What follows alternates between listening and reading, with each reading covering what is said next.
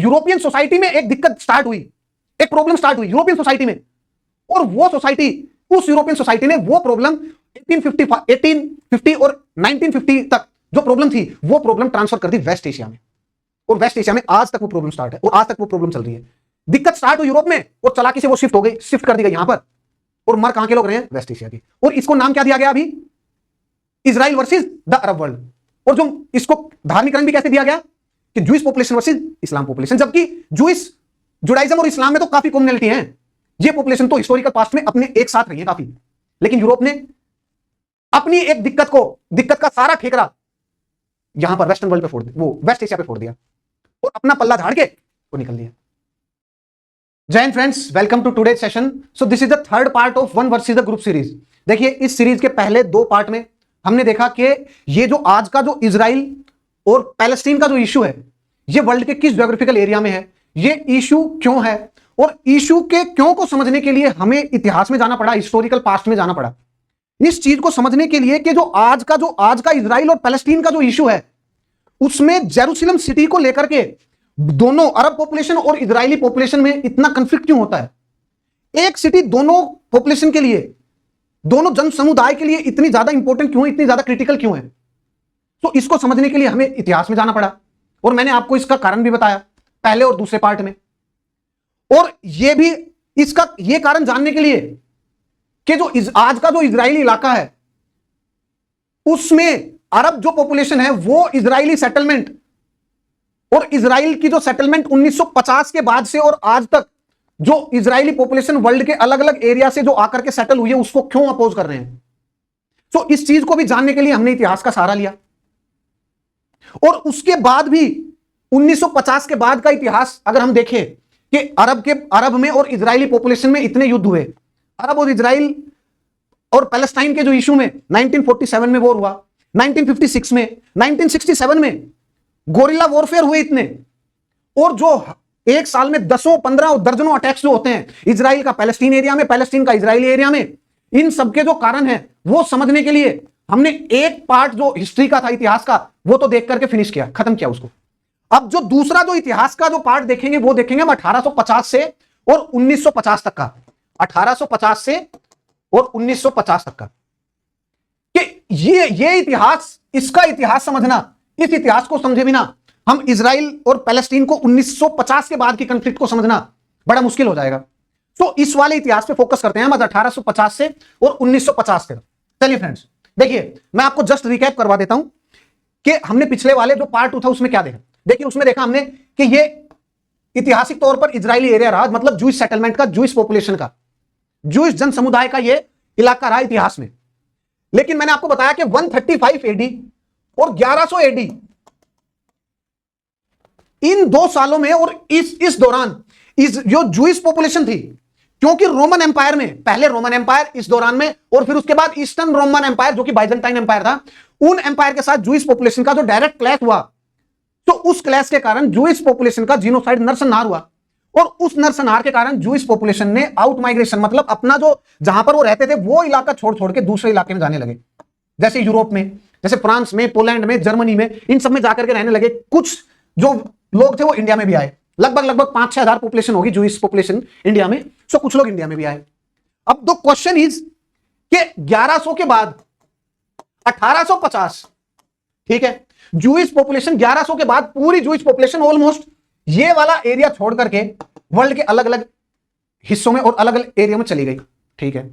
अब वो इतने साल अच्छे से रहे, शांति से, लेकिन 1850 में ऐसा क्या हुआ जो सिचुएशन बदलने लगी, और 1850 में ऐसा क्या हुआ कि जो पॉपुलेशन थी, जो जूइश पॉपुलेशन जो वर्ल्ड के अलग अलग एरिया में रहती है, यहां पर इस एरिया को छोड़ दीजिए, इंडिया में ऐसा कुछ भी नहीं हुआ, कि जो स्पेशली जो यूरोप में जो पॉपुलेशन रहती थी, उन्होंने वापस से इन माइग्रेशन किया, वापस से इजराइल स्टेट की डिमांड की कि हमारे लिए एक स्टेट बनाओ अलग से, हम यूरोप में नहीं रहना चाहते। ऐसा क्या हुआ कि 1850 के बाद से, इस चीज को जानने की कोशिश करते हैं। चलिए फ्रेंड्स, देखिए, जो जूइश पॉपुलेशन है ना, उसकी 2 सबसे बड़ी खासियत है, उसकी 2 सबसे बड़ी खासियत है। पहला कि जूइश जो पॉपुलेशन है ना, वो बड़ी इंटेलिजेंट है, उनके जो इकोनॉमी है, वर्ल्ड की अर्थव्यवस्था, उस पर बहुत मजबूत पकड़ है उनकी। और ये जो पॉपुलेशन है ना, ये दूसरी कम्युनिटीज के साथ इंटरेक्ट करती है, थोड़ा कम करती है इंटरेक्ट, और आपस में ज्यादा एकजुटता और एकता से रहती है।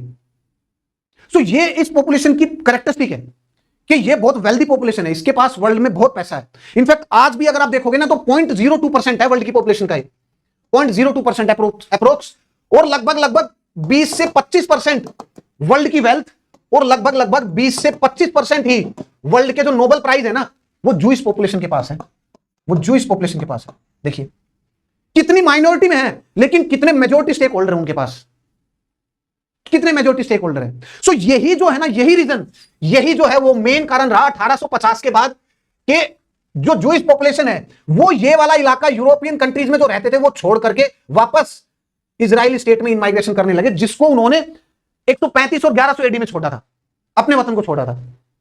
यही एक सबसे बड़ा रीजन है। देखिए वो कैसे, देखिए 1850 के बाद, 1850 के बाद तो यूरोप के जितने भी कंट्री हैं, जैसे फ्रांस, जर्मनी, ये जैसे France, Germany, Spain, Poland, Czechoslovakia, तो ये कंट्रीज में काफी इकोनॉमिक जो है वो कंडीशन थोड़ी सी बेकार थी, जैसे पॉवर्टी थी, इनके आपस में इन कंट्रियों के कॉन्फ्लिक्ट थे, वॉर्स लड़े जा रहे थे आपस में इनसे, और पॉपुलेशन जो थी ना इन देशों में, जो जन समुदाय था वो बड़े प्रेशर में था, वो बड़े ही प्रेशर में था वो, और इकोनॉमिक प्रेशर सबसे ज्यादा था, आर्थिक दबाव पूरी पॉपुलेशन में यूरोप की में 1850 के बाद।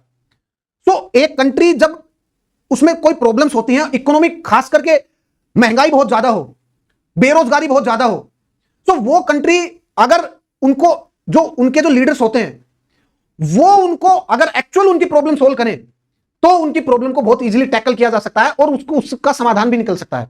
लेकिन अगर कुछ ऐसे सत्ताधारी उस देश में आते हैं ऊपर में और गवर्नमेंट में आते हैं कि वो इस सिचुएशन का फायदा उठा करके अगर गवर्नमेंट में आए हैं, कि लोगों के इमोशन का फायदा उठा करके गवर्नमेंट में आए हैं, इस सिचुएशन का फायदा उठा करके, तो फिर ऐसे देश में वो कंफ्लिक्ट सोल्व होने की जगह वो बढ़ता ही है, वो और बढ़ता है। जैसे कि 1850s में उन कंट्रीज में, जैसे मैंने आपको बताया, सारे पोलैंड, फ्रांस, जर्मनी, चेकोस्लोवाकिया, इनमें पूरे यूरोप में एंटीसेमेटिक मूवमेंट स्टार्ट हुई। एंटीसेमेटिक मूवमेंट मतलब कि देखिए मैंने आपको बताया 1850 के बाद पूरा यूरोप आर्थिक संकट में भी था, इकोनॉमिक प्रॉब्लम्स भी थी, और आपस में भी लड़ाई करते थे ये कंट्रीज।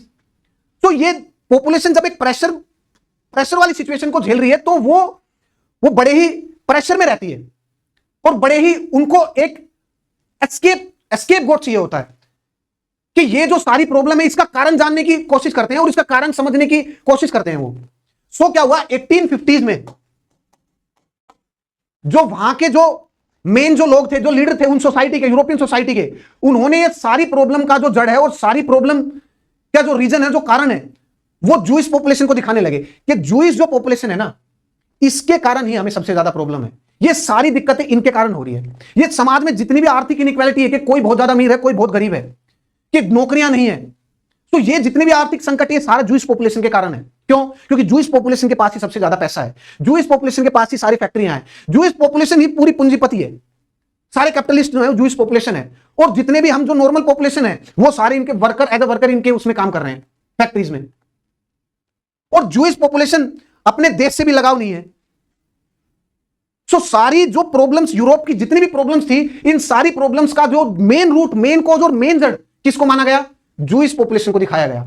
देखिए ये कार्टून बिल्कुल सही उस सिचुएशन को डिपिक्ट कर रहा है कि ये लीडर है यूरोपियन सोसाइटी, मतलब यूरोपियन कंट्रीज के डिफरेंट लीडर को मान लीजिए आप अलग अलग, कि किसी कंट्री का, यूरोपियन सोसाइटी के मान लीजिए पोलैंड के ये लीडर है, तो ये जूइश पॉपुलेशन को दिखा रहे हैं नीचे क्या, कि ये जूइश हैं, ये जू हैं, और जूई मर्डरर हैं, ये डिसेप्शनिस्ट हैं, धोखा देते हैं, और ये रोबर्स हैं।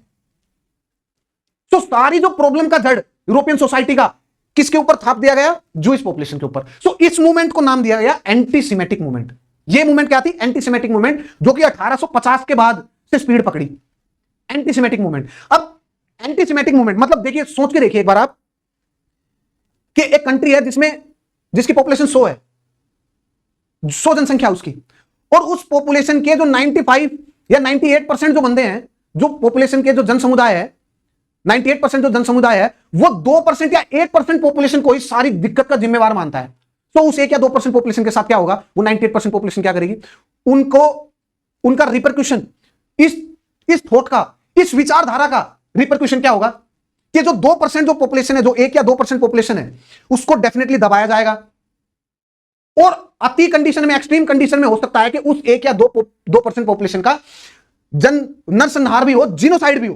तो एग्जैक्टली सेम हुआ कि जो एंटीसेमेटिक मूवमेंट जो यूरोप में स्टार्ट हुई थी 1850s के बाद, वो एंटीसेमेटिक मूवमेंट जो है उसके कारण जूइश पॉपुलेशन का नरसंहार हुआ। और जो उसको नाम दिया गया, प्रोग्राम। प्रोग्राम मतलब कि ये ऑर्गेनाइज मूवमेंट थी for killing of the juice, कि जिस किसी शहर में अगर जूस की कुछ पॉपुलेशन है, वहां पर मेजोरिटी पॉपुलेशन या कोई ऑर्गेनाइज ग्रुप वो इकट्ठा होकर एक साथ आता था और जूस पॉपुलेशन है उसको मारते थे वो। इनफैक्ट 1850s के बाद 1870 1890s के आसपास पोलैंड में कुछ कंडीशंस ऐसी भी थी कि जिसमें जूस पॉपुलेशन को भरे चौराहे पे उनको लाइन से जो फांसी पे लटका दिया गया। ऐसे ऐसे भी जो है सीन है। आप गूगल पे जाना, नेट पे जाकर के चेक करना, ये प्रोग्राम इन पोलैंड करके, तो आपको वो चीज दिख जाएगी। तो एंटीसेमेटिक मूवमेंट स्टार्ट हुई, और मैंने आपको बताया antisemitic, anti Jewish movement, and it increase in the East Europe के ईस्टर्न पार्ट में, पोलैंड के साइड में 19th सेंचुरी। और 1850s के बाद से जो मूवमेंट स्टार्ट हुई उसने जो अपना पीक पकड़ा, बिल्कुल चरम सीमा पर जो पहुंची है, ये पहुंची 1940s में, जब नाजी पार्टी ने जर्मनी में अपना जो है सत्ता धारण की, अपने सत्ता पे कब्जा किया। तब जितने भी जर्मनी में जो जूइश रहते थे, वो Nazi party under the Hitler, उन्होंने जो है जूइश पॉपुलेशन का सफाया करना स्टार्ट किया। उन्होंने जूइश पॉपुलेशन का सफाया करना, और वो कैसे सफाया करना स्टार्ट किया कि जूइश पॉपुलेशन को जहां पर भी है देश के अलग अलग पार्ट में, उनको वहां से उठाया जाता, ट्रेन के थ्रू कंसंट्रेशन कैंप में ले जाया जाता, और कंसंट्रेशन कैंप में चैम्बर्स बने रहते हैं और उनमें गैस छोड़ी जाती है, और जूइश पॉपुलेशन को उनके अंदर भेज के उनका नरसंहार किया जाता, उनका जीनोसाइड किया जाता, मास स्केल पे उनकी किलिंग होती, मास स्केल पे उनको मारा जाता। तो ये कब से स्टार्ट हुआ? 1850 से और वर्ल्ड वॉर 2 के एंड तक। तो जब भी एक पॉपुलेशन का इस तरीके से स्टार्ट होगा, जब सबसे पहले जो इंसिडेंस हुआ होगा जीनोसाइड का, जूइश पॉपुलेशन का, मान लो कि पोलैंड में स्टार्ट हुआ, तो उस टाइम पे जो जूइश पॉपुलेशन होगी पूरे वर्ल्ड में उस चीज को देख रही होगी, उस इंसिडेंस को गौर से ऑब्जर्व कर रही होगी। सो इस चीज से डेफिनेटली वो ये चाहेंगे ना कि यार इसका कोई समाधान हो, कोई सॉल्यूशन हो। अब उसी कंट्री में तो रहा नहीं जा सकता, क्योंकि पूरी पॉपुलेशन अगेंस्ट हो गई। पूरी पॉपुलेशन किस दिन मारने के लिए आ जाएगी सारे जूस को, उस कंट्री को। और ऐसा एक कंट्री में, ऐसा सारे कंट्री में होने लगा था यूरोप के। और जब सारे कंट्री में होने लगा तो जूस पॉपुलेशन जाए कहां? वो जूस पॉपुलेशन जाए कहां? तो जूइश पॉपुलेशन के दिमाग में थ्रू आउट द वर्ल्ड ये चीज बैठ गई थी कि हमें ये सारे इलाके छोड़ करके, सारे देश छोड़ करके यूरोपियन कंट्री जाना पड़ेगा। और जाना कहां पड़ेगा, इसका आंसर पता नहीं है। तो इसका आंसर कैसे निकाला जूइश पॉपुलेशन ने कि हम वापस अपने पुराने वतन चलते हैं, जिसमें हमारे पूर्वज रहते थे, जिसमें हजरत मूसा रहते थे, जिसमें हजरत इब्राहिम रहते थे, और जो कि प्रोमिस लैंड था। मतलब कि हमारे जो प्रॉफिट थे, हमारे जो पूर्वज थे, उनको ऊपर वाले ने प्रॉमिस किया था कि ये लैंड आपका ही रहेगा, इजराइल और जूइश पॉपुलेशन यही रहेगी, चलो वापस उसी वतन चलते हैं। इस मूवमेंट को नाम दिया गया जायनिस्ट मूवमेंट। और वो ओरिजिनेट क्यों हुई, मैंने आपको बताया एंटीसेमेटिक मूवमेंट के कारण। वो क्यों ओरिजिनेट हुई? एंटीसेमेटिक मूवमेंट के कारण। ठीक है फ्रेंड्स, सो आगे चलते हैं। देखिए, अब मैंने आपको बताया कि जब ये एंटीसेमेटिक मूवमेंट यूरोप में थी, तो Jewish population through out the world उन्होंने देख लिया था कि हमें ये सारे कंट्री छोड़ के जाने पड़ेंगे। और जाना कहां पड़ेगा? टुवर्ड्स द वेस्ट, कि वेस्ट जाना पड़ेगा वापस अपने वतन, जो कि एंशिएंट में हमारा था, जो कि प्राचीन काल में जहां हम रहते थे वहीं जाना पड़ेगा, टुवर्ड्स द वेस्ट और towards the Jerusalem, towards our city Jerusalem. चलिए फ्रेंड्स, देखिए, फिर मैंने आपको बताया कि उसके बाद जायनिस्ट मूवमेंट स्टार्ट हुई थी एंटीसेमेटिक मूवमेंट के बाद। और जायनिस्ट मूवमेंट क्या थी? मैंने आपको यह भी बताया कि वापस जितने भी जो जूइश हैं, जो अलग अलग देश में रहते हैं, अलग अलग यूरोप के अलग अलग कंट्रीज में रहते हैं, वो वापस से अपने प्रोमिस लैंड की तरफ जाना स्टार्ट किए। और क्यों किए मैंने आपको यह भी बताया। अब देखिए, आज के अरब और पैलेस्टीन का जो इशू है, उसमें सही कौन गलत कौन, इस चीज को साइड में कीजिए। लेकिन यह सोचिए कि अगर यूरोपियन पॉपुलेशन में एंटीसेमेटिक मूवमेंट, इतनी जेलसी फैक्टर एक कम्युनिटी के लिए जो कि इतनी छोटी सी थी उनके समाज में, उनके लिए जेलसी हेट्रेड अगर नहीं होती, तो क्या ये जायनिस्ट मूवमेंट वापस अपने वतन लौटो इजराइल स्टार्ट होती? तो यूरोपियन सोसाइटी में एक दिक्कत स्टार्ट हुई, एक प्रॉब्लम स्टार्ट हुई यूरोपियन सोसाइटी में। और वो सोसाइटी, उस यूरोपियन सोसाइटी ने वो प्रॉब्लम 1850 और 1950 तक जो प्रॉब्लम थी, वो प्रॉब्लम ट्रांसफर कर दी वेस्ट एशिया में। और वेस्ट एशिया में आज तक वो प्रॉब्लम स्टार्ट है, और आज तक वो प्रॉब्लम चल रही है। दिक्कत स्टार्ट हुई यूरोप में, और चालाकी से वो शिफ्ट कर दी गई यहां पर। और मर कहां के लोग रहे हैं? वेस्ट एशिया के। और इसको नाम क्या दिया गया अभी? Israel versus the Arab world. और जो इसको धार्मिक रंग भी कैसे दिया गया कि जूइश पॉपुलेशन वर्सेस इस्लाम पॉपुलेशन, जबकि जूइश, जुडाइज्म और इस्लाम में तो काफी कॉमनैलिटी है। ये पॉपुलेशन तो हिस्टोरिकल पास्ट में अपने एक साथ रही है काफी, लेकिन यूरोप ने अपनी एक दिक्कत का सारा ठेकरा यहां पर वेस्टर्न वर्ल्ड पे फोड़ दिया, वो वेस्ट एशिया पे फोड़ दिया और अपना पल्ला झाड़ के वो निकल दिया। ये देखिए। और चलिए फ्रेंड्स देखिए, उसके बाद मैंने आपको बताया कि 90s के बाद ही जितने भी 1900 के बाद जितने भी यूज थे वर्ल्ड पॉपुलेशन में, उन्होंने वेस्ट एशिया की तरफ अपने जो प्रोमिस लैंड था, आज का जहां इजराइल है, वहां पर इन माइग्रेशन करना स्टार्ट किया। अब देखिए, अब जो जहां पर इजराइल है, ये वाला एरिया अब 90s में इन माइग्रेशन होना स्टार्ट हुआ, लेकिन यहां पर तो अरब पॉपुलेशन रहती है, वो अरब पॉपुलेशन उनको आने क्यों देगी?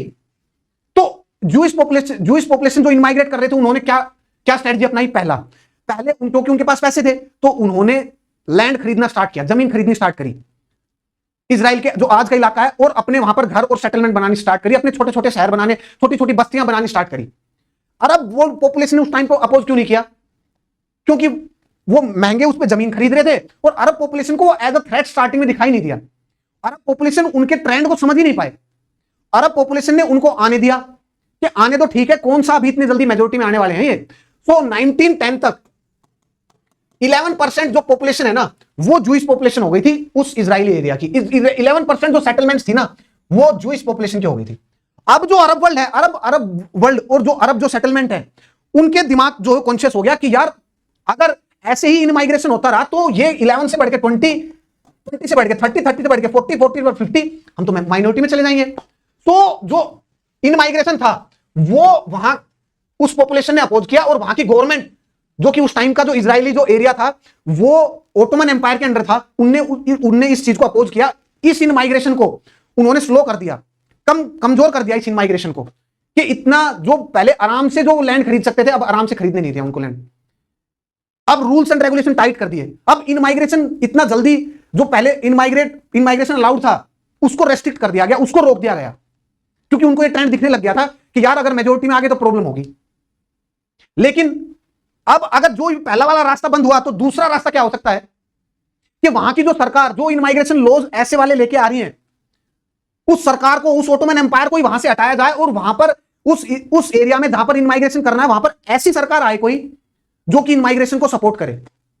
तो उस टाइम पे यूके वाज वर्ल्ड पावर।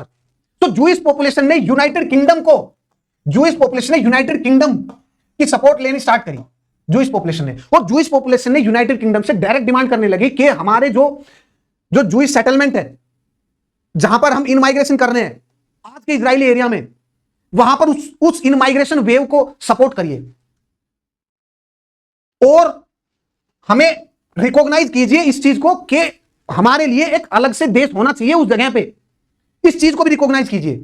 और इसका जो सबसे बड़ा एडवांटेज क्या होता है फ्रेंड्स, इसका सबसे बड़ा एडवांटेज ये है कि यूके जो उस टाइम पे वर्ल्ड पावर है, अगर वो इस बात को रिकॉग्नाइज कर दे कि यस इजराइल का एक अलग से देश होना चाहिए वहां पर, और वर्ल्ड के जितने भी विभिन्न देशों में ज्यूज रह रहे हैं वो वहां पर जाकर के रह सकते हैं, तो इसका मतलब क्या हुआ कि वर्ल्ड की जो सबसे बड़ी ताकत है उन्हें थप्पा लगा दिया। अब ओटोमन एम्पायर जो इजराइल के उस एरिया में है, अगर वो इस इन माइग्रेशन को अपोज भी करे, तो इसका मतलब क्या हुआ, यूके की और ओटोमन एम्पायर की डायरेक्ट कॉन्फ्लिक्ट, डायरेक्ट लड़ाई। सो ऐसा ही हुआ फ्रेंड्स कि वर्ल्ड वॉर 1 जो है स्टार्ट हुआ। वर्ल्ड वॉर 1 का रीजन कुछ अलग था, लेकिन वर्ल्ड वॉर 1 स्टार्ट हुआ। वर्ल्ड वॉर 1 में दो पार्टीज थी, फर्स्ट सेकंड, एक साइड यूके और सेकंड साइड ओटोमन एम्पायर। सो ये दो पार्टीज में जब वर्ल्ड वॉर 1 हुआ, और भी थी इस ग्रुपिंग में, लेकिन मैं आपको इस कंटेक्स्ट में बता रहा हूं। तो जब इन दो ग्रुपिंग में, और ये जो ओटोमन एम्पायर है ये हार गया वर्ल्ड वॉर 1 में, और जैसे ही वर्ल्ड वॉर 1 में जब ओटोमन एम्पायर हारा और यूके की जीत हुई, तो यूके ने एक बेल्फोर डिक्लेरेशन साइन किया। Balfour declaration. नाउ ये बेल्फोर डिक्लेरेशन क्या है दोस्तों, देखिए वर्ल्ड वॉर 1 1914 से चला 1918 तक, 1914 से 1918-19, तो इतने साल जब ये वर्ल्ड वॉर 1 चला, तो इंग्लैंड को जो जूइश पॉपुलेशन थी, जो पूरे संसार में थी, क्योंकि वो वेल्दी है, उनके पास इंडस्ट्रीज में भी कंट्रोल, उनके पास बैंकिंग सेक्टर पे भी उनका कंट्रोल था। सो जूइश पॉपुलेशन ने यूके को सपोर्ट किया वर्ल्ड वॉर 1 पॉपुलेशन में, और जब यूके जीतता वर्ल्ड वॉर 1 में, तो उन्होंने as a reward Jewish population को क्या किया, बेल्फोर डिक्लेरेशन के थ्रू ये रिकॉग्नाइज किया इस बात को कि यस, आपके लिए एक अलग से कंट्री होना चाहिए, आपके लिए एक अलग से देश होना ही चाहिए। सो आपके लिए एक अलग से देश होना चाहिए। और जो उस एरिया में इन माइग्रेशन अपोज किया था ओटोमन एम्पायर और वहां की सेटलमेंट ने 1910 के बाद से, 1910 के बाद से यहां पर जो अपोज किया था, अब वो वेव जो है इन माइग्रेशन की वेव बढ़ने लगी कि उस एरिया में जूस, वर्ल्ड के जितने भी और कंट्री में जूस रहते थे, वो एक एक 2-2 लाख की वेव में, एक एक 2-2 लाख के स्ट्रीम्स में इस एरिया में आने लगे और इस एरिया में आके के बसने लगे। और उनको सपोर्ट किसकी थी? यूनाइटेड किंगडम की। और अपोजिशन क्यों नहीं था? क्यों? क्योंकि यहां से ओटोमन एम्पायर जो था, जो इस एरिया को कंट्रोल करता था, वो उसको यूनाइटेड किंगडम ने हरा दिया था। तो इस एरिया में क्या स्टार्ट हो गया था कि जिसकी लाठी उसकी भैंस। और ये वाला एरिया को एडमिनिस्ट्रेट कौन कर रहा था? इस वाले एरिया को ब्रिटिश। सो ब्रिटिश ने उनके इन माइग्रेशन को सपोर्ट किया, उनके इन माइग्रेशन को सपोर्ट किया। सो 1910 के बाद जो पॉपुलेशन 11% थी, 1930 तक वही पॉपुलेशन 30 से 35% हो गई। तो जैसे ही ये पॉपुलेशन बढ़ती हुई दिखाई दे रही है, तो क्या होगा कि जो अरब सेटलमेंट वहां पर है और जो नई इजराइल सेटलमेंट है, उनमें तो आपस में लड़ाई और क्लैश तो होंगी ना, उनमें तो आपस में लड़ाई और क्लैश होंगी। लेकिन फिर भी जो इन माइग्रेशन जो वेव थी, जो जूइश की इजरायली एरिया में, आज के इजरायली एरिया में जो इन माइग्रेशन वेव थी, वो रुकी नहीं। क्यों? क्योंकि यूके उस चीज को सपोर्ट कर रहा था, यूके इस चीज को फ्यूल कर रहा था। सो जो कन्फ्लिक्ट थे उसके बाद वो ये कन्फ्लिक्ट धीरे धीरे धीरे धीरे और बढ़ने लगे। और 1936 में अरब रिवोल्ट हुआ, 1936 से 39, कि वहां की जितनी भी अरब सेटलमेंट थी, उन सारी सेटलमेंट्स ने, उन सारी पॉपुलेशन ने उन जूइश सेटलमेंट को अपोज किया, उनको उनके साथ संघर्ष किया कि ये गलत है, कि आपका ये क्लेम कि हमें क्योंकि एक जगह से प्रताड़ना की जा रही है, कि हमें एक जगह से मारा जा रहा है, तो इसलिए हम यहां पर आ रहे हैं और आपको यहां से फिर भगा रहे हैं, और हम यहां पर इसलिए रहना चाहते हैं क्योंकि हमारे दादा परदादा और पूर्वज हिस्टोरिकल पास्ट में यहां रहते थे। तो ये एक रीजन देना, ये तो अब जो बुद्धिजीवी है वो इस चीज को तो अपोज करेगा ना कि यार ये जो रीजन है ये दिखने में भी ठीक नहीं लग रहा, कि यार ये कोई कारण होना चाहिए। और इसका जेनेसिस कहां था? यूरोपियन सोसाइटी में। और जब उसके अपोजिशन के बाद वर्ल्ड वॉर 2 हुआ, वर्ल्ड वॉर 2 में एक्सेस पावर और एलाइज पावर, इन दो में जब वर्ल्ड वॉर 2 हुआ, तो वो पावर जिसको अरब वर्ल्ड सपोर्ट कर रहे थे, जर्मनी, जापान, इटली, वो वाला जो ब्लॉक था, वो वाला ब्लॉक हार गया, और यूके, यूएस और रशिया वाला ब्लॉक जिसको जूइश सपोर्ट कर रहे थे, वो जीत गया। तो इसके वर्ल्ड वॉर 1 में भी जिसको जूइश सपोर्ट कर रहे थे वो ब्लॉक जीता, और वर्ल्ड वॉर 2 में भी। सो दोनों का बेनिफिट किसको हुआ? जूइश पॉपुलेशन को। सो उसके बाद उन्होंने क्या किया कि जूइश पॉपुलेशन 1945 तक काफी ज्यादा एरिया को डोमिनेट कर रही थी। जूइश पॉपुलेशन काफी ज्यादा एरिया में उनकी सेटलमेंट हो गई थी, उनकी पॉपुलेशन काफी हद तक इंक्रीज हो गई थी। सो 1940s के बाद लेकिन गृह युद्ध, सिविल वॉर, उस एरिया में ये थोड़ा बढ़ने लग गया था। मतलब अरब पॉपुलेशन और जूइश पॉपुलेशन में डायरेक्ट कंफ्लिक्ट होने स्टार्ट हो गए थे। मैंने आपको बताया कि वो डायरेक्ट कंफ्लिक्ट क्यों होने स्टार्ट हो गए थे। और जो ब्रिटिश जो वहां पर जो सरकार चला रहे थे, उनके लिए इस सिचुएशन को कंट्रोल करना बहुत मुश्किल हो गया था। उनके कंट्रोल से सिचुएशन आउट ऑफ कंट्रोल होने लगी थी। सो ब्रिटिश ने क्या किया कि ब्रिटिश ने डिक्लेयर किया कि वो ये एरिया छोड़ करके जा रहे हैं, 1948 में चले जाएंगे। और जो ब्रिटेन है उसने ये मैटर यूनाइटेड नेशन को रिफर कर दिया कि भाई अपने से सोल्व नहीं हो रहा, ये आप ही देखिए, इस मुद्दे में हम कुछ नहीं कर सकते, आपको जो समझौता निकालना है निकालिए। यहां तो इजरायली जूइश सेटलमेंट और अरब सेटलमेंट दोनों के दोनों लड़ रहे हैं और दोनों के दोनों मर रहे हैं, हमसे सोल्व नहीं हो पा रहा कुछ भी। यूएन आप इंटरवीन कीजिए और आप ही देखिए इसका समाधान क्या है। सो यूएन ने जब इंटरवीन किया तो क्या किया? यूएन ने जो इजराइल है उसको ऐसे डिवाइड किया कि यूएन ने कहा कि देखिए इजरायली सेटलमेंट यहां पर आ चुकी है, मतलब जूइश पॉपुलेशन यहां पर आकर के रहने लग गई है, इसको हम नकार नहीं सकते। अब इनको यहां से निकाल के यूरोपियन सोसाइटी में वापस भेज भी नहीं सकते। तो आप अरब पॉपुलेशन को बोला गया कि आप इस चीज को रिकॉग्नाइज कीजिए, आप इस चीज को मान लीजिए कि यहां पर जूइश पॉपुलेशन इजराइल स्टेट की डिमांड करेगी और वो स्टेट बनाना पड़ेगा, वो देश बनाना पड़ेगा जूइश के लिए। तो यूनाइटेड नेशन ने क्या किया कि ये जो इजरायली एरिया है, ये आज का इसको 3 पार्ट में डिवाइड किया। देखिए कि ये जो आपको दिख रहा है ना, ये पूरा एरिया, ये वाला एरिया तो इजराइल का जहां पर जूइश पॉपुलेशन रहेगी, ये इजराइल का। और ये जो आपको ब्लैक में दिख रहा है ये एरिया, ये पैलेस्टीनियन स्टेट होगा, ये पैलेस्टाइन स्टेट होगा। और ये जो जेरूसलम सिटी है, ये दोनों में से किसी का नहीं होगा, ये यूएन के अंडर होगा, ये डायरेक्टली यूएन के अंडर होगा, ये डायरेक्टली यूएन के अंडर होगा। तो ये रेजोल्यूशन था यूनाइटेड नेशन रेजोल्यूशन 181। ये समझौता हुआ जब ब्रिटिश वहां से चले गए, जैसे वो इंडिया से गए थे, इंडिया और पाकिस्तान दो भाग में डिवाइड हुआ, इंडिया को छोड़ करके पावर को ट्रांसफर करके चले गए थे, ऐसे ही कुछ हुआ। लेकिन इंडिया में तो वो पावर को ट्रांसफर कर गए थे, यहां पावर ट्रांसफर वैसे हुई नहीं, तो यूनाइटेड नेशन को इंटरवीन करना पड़ा और ये समझौता हुआ। तो ये समझौता हुआ, लेकिन 1948 में ही जो इजराइल के आसपास के जो अरब स्टेट हैं, अरब जो देश हैं, जो अरब देश हैं आसपास के, जैसे जॉर्डन, जैसे यहां पर सीरिया, जैसे इजिप्ट, और यहां पर सऊदी अरेबिया ने भी इनको सपोर्ट किया, इराक ने भी इनको सपोर्ट किया, इन सब ने इजराइल जो एरिया जो ये बना था और इजरायली सेटलमेंट, इन पर अटैक किया और 1948 में ही पहला वॉर हुआ। 1948 में ही पहला वॉर हुआ। 1948 में ही पहला वॉर हुआ। तो फ्रेंड्स, उसके बाद की जो कंडीशन क्या रही, 1950 के बाद से इजरायली सेटलमेंट, जूइश सेटलमेंट और अरब सेटलमेंट में कैसे कॉम्प्रोमाइज हुए, कैसे कंफ्लिक्ट हुए और लड़ाइयां कैसे हुई, ये स्थिति 1956 में कैसे चेंज हुई, 1967 में कैसे चेंज हुई, इजिप्ट ने ओस्लो अकॉर्ड और ये सारे अकॉर्ड कैसे साइन हुए, इनके क्या सिग्निफिकेंस थे, ये सारे हम अगले सेशन में देखेंगे। Till then friends, please do like, share and subscribe this channel UPSC Uday by Unacademy. Till then, Jai Hind friends.